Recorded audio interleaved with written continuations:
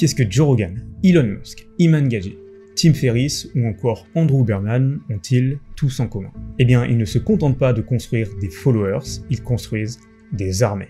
Et il y a un truc psychologique qu'ils utilisent tous et que la plupart des créateurs ignorent complètement. On appelle cela l'effet de l'ennemi, ou l'enemy effect. Et à la fin de cette vidéo, tu comprendras pourquoi chaque personal brand magnétique a besoin d'un ennemi. Tu vois, j'avais l'habitude de penser que les créateurs qui réussissent devaient simplement être positifs et authentiques, mais après avoir étudié les personal brands les plus magnétiques de la planète, j'ai découvert quelque chose de bien plus sombre et bien plus puissant que cela. Les personal brands qui créent de vrais cultes autour de leur audience ne se contentent pas de défendre quelque chose, ils s'opposent contre quelque chose de spécifique et viscéral. Et aujourd'hui, on va voir exactement comment définir ton ennemi et l'utiliser pour construire une communauté inébranlable. Alors maintenant, tu pourrais te demander pourquoi est-ce que j'aurais besoin d'un ennemi? Je veux juste aider les gens et créer du contenu de qualité. Eh bien, voici une vérité inconfortable.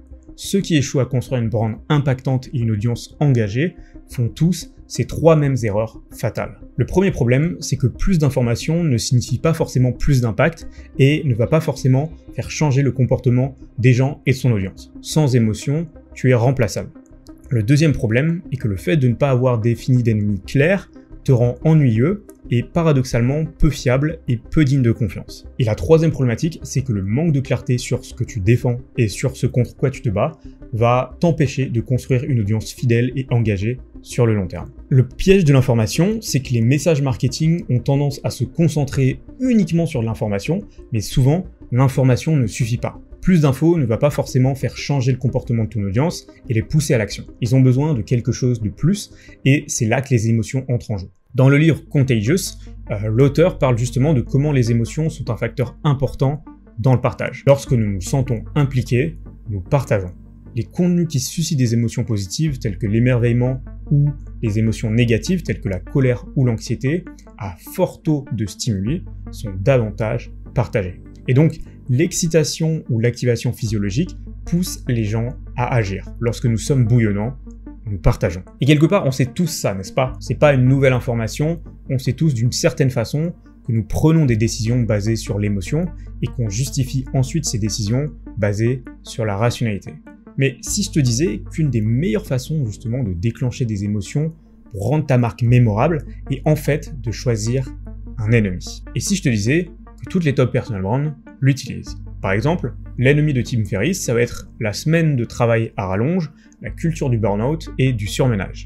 L'ennemi de Joe Rogan, ça va être les médias mainstream traditionnels avec leur censure et leur narrative biaisée. D'un autre côté, l'ennemi d'Andrew Huberman, ça va être les influenceurs bien-être qui font des affirmations sans fondement scientifique et qui prônent la désinformation. En réalité, la fausse croyance, c'est de penser que les gens ne partagent que des émotions positives et que les émotions négatives sont mauvaises et qu'une marque qui met l'accent sur les émotions négatives aura par conséquent une mauvaise réputation. Et cela est dû au fait qu'on est tous appris à catégoriser les émotions en deux paniers différents, soit positifs, soit négatifs. Il y a quelques années maintenant, les psychologues et chercheurs ont argumenté que les émotions peuvent être aussi classifiées basées sur une autre dimension, l'activation ou l'éveil physiologique. Et donc, comme on peut le voir sur ce graphique, les fortes émotions négatives telles que la colère ou les fortes émotions positives telles que l'excitation génèrent un plus haut taux d'activation.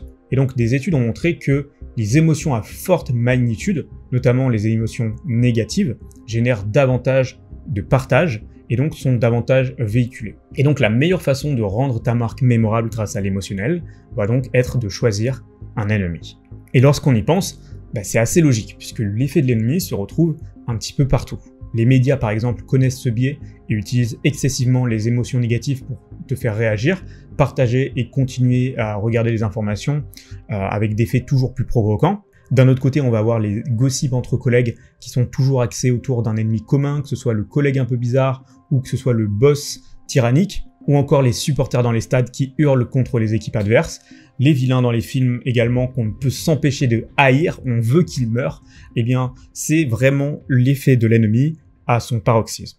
Alors pourquoi cela fonctionne-t-il si bien? Si l'on reprend l'exemple de Andrew Huberman, ses fans ne se contentent pas de faire confiance à ses conseils, en réalité, ils détestent être trompés par les gourous de la santé qui vendent des formations et des compléments alimentaires onéreux sans preuve scientifique. Il s'est donc positionné comme le protecteur contre la désinformation en matière de santé, ce qui suscite donc une loyauté féroce chez les personnes qui ont été lésées par la culture du bien-être et des pseudo-scientifiques. Alors voici comment tu veux le mettre en application. Mets en pause cette vidéo et note tout ce qui t'énerve dans ton secteur d'activité. Ici, tu veux être précis, tu veux te mettre en colère et tu veux vraiment puiser dans ces émotions négatives et lister un maximum de choses sur le papier vis-à-vis de ce qui t'énerve dans ton secteur d'activité. Par exemple, si tu détestes ces fausses marques de compléments alimentaires qui te disent que tu vas perdre 20 kg en une semaine pour te vendre leurs produits, alors tu détestes la tromperie. Par exemple, Tim Ferriss, lui, se bat contre le mythe culturel selon lequel travailler plus d'heures équivaut à plus de succès. Également, il se bat contre les conseils traditionnels en matière de productivité qui te rendent plus occupé mais pas forcément plus efficace. Ainsi que la mentalité du toujours connecté qui détruit la qualité de vie et les cultures d'entreprise qui récompensent le temps de présence au détriment des résultats. D'un autre côté, on a Andrew Huberman qui lui se bat contre les influenceurs fitness qui font des affirmations sans fondement scientifique, contre la communauté du biohacking qui privilégie les gadgets coûteux aux habitudes fondamentales, et encore les marketing basés sur la peur autour de l'alimentation pour vendre des compléments alimentaires, ainsi que des protocoles trop compliqués qui ignorent les principes de base tels que le sommeil, l'alimentation et l'exercice physique. La deuxième leçon des top personal brands est le fait que définir ton ennemi rend ta brand polarisante et mémorable. Alors pourquoi choisir un ennemi crée-t-il une marque magnétique? Alors le premier effet psychologique qu'on retrouve, c'est l'effet de l'outsider. Lorsque tu t'opposes à quelque chose de plus grand, les gens aiment soutenir l'outsider. Par exemple, on a David contre Goliath, ou alors on a encore Luke Skywalker contre l'Empire dans Star Wars, ou alors encore Katniss contre le Capitole dans Hunger Games. Dans le cas du podcast de Joe Rogan, les gens sont épuisés de se faire rabaisser par des présentateurs de journaux télévisés qui ont l'air de lire des manuels de ressources humaines. Ils veulent une conversation humaine et authentique, et non des messages d'entreprise aseptisés.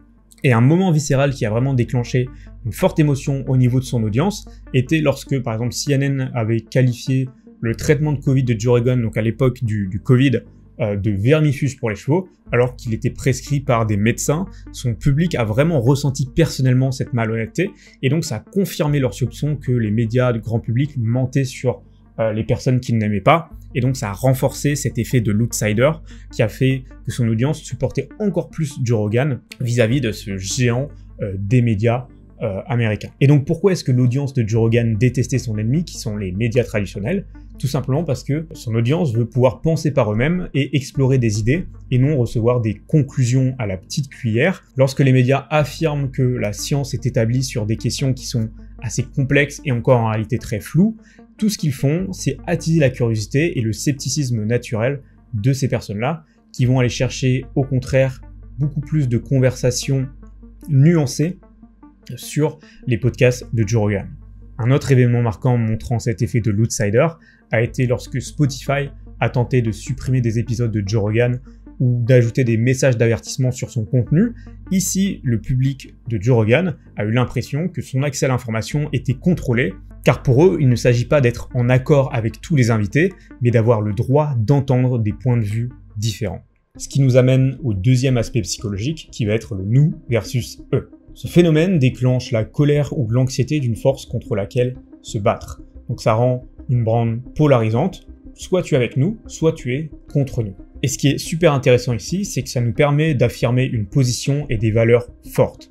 Et donc ça va vraiment créer et susciter cet effet de tribalisme. Ou par exemple avec Tom Ferriss, on va avoir d'un côté les nous, qui sont donc les personnes qui recherchent l'intersection entre la performance maximale et la liberté personnelle, et d'un autre côté eux, qui sont les autres en dehors du groupe, qui vont être les travailleurs acharnés, promettant le burn-out et l'épuisement comme seule réalité, au détriment de leur lifestyle et de leur épanouissement personnel. Dans l'exemple de Joe Rogan, on va avoir d'un côté nous, qui sont les défendeurs de la liberté d'expression et de la pensée indépendante, et de l'autre côté eux, qui vont être les médias traditionnels biaisés et censurés, et ceux qui poussent leur agenda personnel au détriment de la liberté d'expression.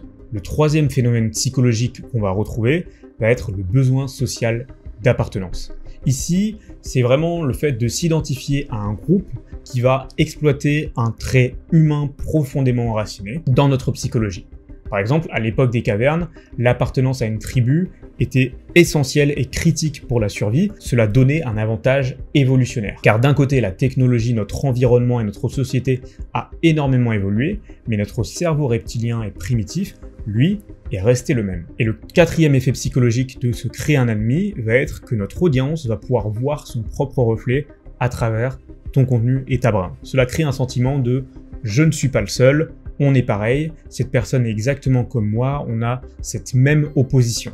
Et donc je vois mon reflet en eux parce qu'ils confirment tous mes biais et ressentent et comprennent réellement ma douleur. Par exemple, Mel Robbins se bat contre les schémas mentaux et les croyances limitantes qui font que les gens restent bloqués et se trouvent des excuses. Et son public, lui, sont les personnes qui sont fatiguées de leur propre procrastination et de leur propre peur interne. Pour moi, mon ennemi, c'est le système éducatif traditionnel qui est obsolète pour le monde d'aujourd'hui. Et le fait que j'ai appris 100 fois plus sur le marketing et ce que je fais aujourd'hui, ainsi que sur moi-même grâce à l'auto-éducation, la lecture, visionner des vidéos sur YouTube, l'auto-expérimentation par des essais-erreurs à travers des projets entrepreneuriaux, j'ai tellement plus appris à travers justement cette auto-éducation-là, plutôt qu'au lycée en apprenant des dates par cœur qui ne vont jamais te servir plus tard, ou également les cours bullshit en école de commerce. Pour moi, le système éducatif traditionnel est un petit peu la forme de l'ennemi vis-à-vis de ma brand. Et donc, l'ennemi, par exemple, de ma brand, ça va être la conformité aux règles et aux conventions qui mènent à justement cette perte de créativité, de sens et d'autonomie. Et c'est pourquoi je crois tellement en l'éducation en ligne et au fait de te marketer grâce à un branding puissant pour que tu puisses attirer et aider des personnes comme toi qui bénéficient beaucoup plus de ton expérience, car tu résous des problèmes très spécifiques pour ton audience de manière personnalisée et qui aura un impact positif bien plus important pour ces individus que n'importe quel système éducatif standardisé ne le fera jamais. Car nous vivons maintenant dans une société de personnalisation de masse, comme j'en parle dans ma précédente vidéo que tu peux regarder juste ici. C'est la force de la polarisation. C'est de me rappeler que mon ennemi me donne ce boost d'énergie qui me réaligne avec mon objectif. Cela va permettre d'attirer les personnes qui pensent comme moi et qui sont bouillonnantes, chargées à bloc lorsqu'ils entendent ce type de message, et à l'inverse, les personnes qui ne sont pas du tout d'accord et qui détestent ce message. Mais ce qui importe ici, c'est la polarisation. Et c'est ok d'attirer des gens et d'en repousser d'autres. C'est le phénomène de nous versus eux. Et comme le dit Donald Miller dans Building a Story Brand, les marques qui aident leurs clients à éviter une certaine forme de négativité dans leur propre vie et qui les informent de la nature de cette négativité attirent les clients pour la même raison que les bonnes histoires captivent un public. Elles définissent ce qui se joue réellement. Et donc un élément phare de ce bouquin est justement de montrer le parcours de son audience grâce au storytelling. Et donc ici, on retrouve ce framework en 7 étapes qui est de, premièrement, identifier un personnage, donc le héros de l'histoire, qui va faire face à un problème, donc qui va faire face à un ennemi, et ensuite, du coup, rencontrer un guide qui va être toi, et qui va montrer justement à cette audience comment vaincre cet ennemi, donc en leur donnant un plan, et donc les pousser à l'action pour éviter l'échec et finir en réussite. Et il s'agit du framework de storytelling exact que toutes les plus grandes histoires, films et brands utilisent. Par exemple, dans le Star Wars, Luke Skywalker, qui va être donc le personnage principal, va rencontrer un ennemi, qui va être donc l'Empire, et ensuite à rencontrer un guide, qui va être Obi-Wan Kenobi, par exemple, et ensuite va vaincre cet ennemi, donc chercher à justement vaincre l'Empire, et donc pour éviter l'échec, c'est-à-dire d'éviter que la rébellion soit écrasée. Et donc c'est exactement ce qu'on veut recréer dans notre brand, et c'est pour cette raison-là que choisir et définir scrupuleusement son ennemi va être fondamental. Alors comment définir ton ennemi afin de devenir mémorable? Alors voici une mise en application. Je veux que tu mettes pause sur cette vidéo et que tu puisses répondre à ces 3 questions. Premièrement, qui est le héros et que veut-il vraiment? Donc ici, il va s'agir de la vision. Ensuite, la deuxième question va être d'identifier qui ou quoi s'oppose à ce que le héros obtienne ce qu'il veut vraiment. Donc en gros, quel va être l'ennemi? Puis enfin, la troisième question va être à quoi ressemblera la vie du héros s'il ou elle n'obtient pas ce qu'il veut, c'est-à-dire l'anti-vision. Par exemple, Nike, le héros et la vision va être l'athlète quotidien qui veut se dépasser ses limites et déverrouiller son potentiel sportif. L'ennemi, à l'inverse, va être l'apathie, va être les excuses, des personnes qui se disent « je ne peux pas le faire » ou « je ne suis pas assez athlétique ». Et l'antivision de Nike va être de mourir avec des regrets et de ne jamais avoir essayé et de rester coincé dans un corps qui ne reflète pas son plein potentiel. Dans le cas de Tim Ferriss, le héros et la vision vont être l'entrepreneur intelligent qui veut optimiser sa vie pour plus de temps et de liberté sans sacrifier ses revenus. L'ennemi va être la culture du busy work qui glorifie les 50 heures semaine et récompense la présence plutôt que les résultats. Et donc l'antivision pour lui va être de mourir à son bureau en regrettant d'avoir manqué des éléments phares de l'enfance de ses enfants pour des réunions inutiles. Mel Robbins par exemple va avoir comme héros et vision la personne qui est bloquée mais qui sait qu'elle devrait faire mieux et veut briser le cycle de la procrastination. L'ennemi va être la paralysie et l'overthinking et les boucles mentales de doute qui maintient cette personne dans l'immobilité et l'incapacité d'agir. D'un autre côté, pour Andrew Huberman, le héros et la vision va être la personne intelligente qui veut optimiser sa santé en utilisant des méthodes scientifiquement prouvées. L'ennemi va être la désinformation de la santé et les influenceurs qui vendent des gadgets chers sans fondement scientifique. L'antivision va être donc de gaspiller de l'argent sur des compléments alimentaires et des gadgets inutiles et de prendre des décisions basées sur des tendances et des trends et des éléments de mode plutôt que sur la science. Et enfin, la troisième leçon que les top personal brands ont compris, c'est que l'ennemi n'est pas une chose ou un individu, l'ennemi est idéologique. Le fait de créer une antivision va aller dresser les conséquences désastreuses de l'inaction. Par exemple, si je ne fais pas X action ou que je ne prends pas Y décision, je finirai dans l'échec. Cela est extrêmement puissant car il appuie sur notre biais de négativité, car on déploie plus d'énergie à l'évitement de la douleur plutôt qu'à la recherche du plaisir. Également, la chose à garder en tête est qu'une opposition ou un ennemi crée du sens. Souvent, les gens manquent de clarté sur ce qu'ils veulent, sur leur vision, mais savent très exactement ce qu'ils ne veulent pas, c'est-à-dire leur antivision. Et donc, cela clarifie vraiment la question de qu'est-ce qui est réellement en jeu, qu'est-ce qui joue ici. Et donc le fait que le héros de l'histoire, ou l'entrepreneur, ou le créateur, ou l'artiste justement se batte contre cet ennemi, nous fait l'admirer encore plus à nos yeux, car cela montre qu'il se bat contre quelque chose et cela crée du sens. Alors une fois que tu as identifié ton ennemi, voici comment l'intégrer dans ta marque. Premièrement, au niveau de ton contenu. Chaque élément de contenu devrait soit pousser les gens vers ta solution, soit les éloigner de ton ennemi. Ensuite, au niveau de ton message, tu veux utiliser un langage tel que « nous croyons que » vs « ils pensent que ». Cela va vraiment créer des frontières tribales assez claires où tu vas positionner au niveau de tes croyances et vraiment montrer quelles sont les valeurs de ta brand, ce que tu défends et ce contre quoi tu te bats. Ensuite, au niveau de tes histoires, tu veux partager des exemples de ton ennemi en action et comment cela a affecté des vraies personnes de la vraie vie, que ce soit toi, que ce soit des gens de ton audience, des personnes que tu défends ou qui sont alignées avec tes valeurs. Tu veux utiliser ces histoires-là pour rendre vraiment ton message viscéral et émotionnel. Voilà, c'était tout pour cette vidéo. Si tu veux démarrer ta personal brand impactante, je t'ai créé un guide pour lancer ta personal brand en 14 jours. Le lien est en description. C'est totalement offert. Et également, si jamais tu es un entrepreneur qui génère plus de 5 à 10 000 euros de chiffre d'affaires mensuel et que tu veux développer ta personal brand grâce justement à une agence qui va pouvoir développer tous ces systèmes pour toi, je te laisse booker directement un appel avec moi-même ou un membre de notre équipe. Donc le deuxième lien en description.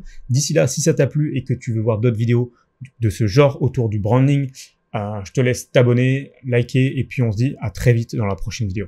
Ciao, ciao.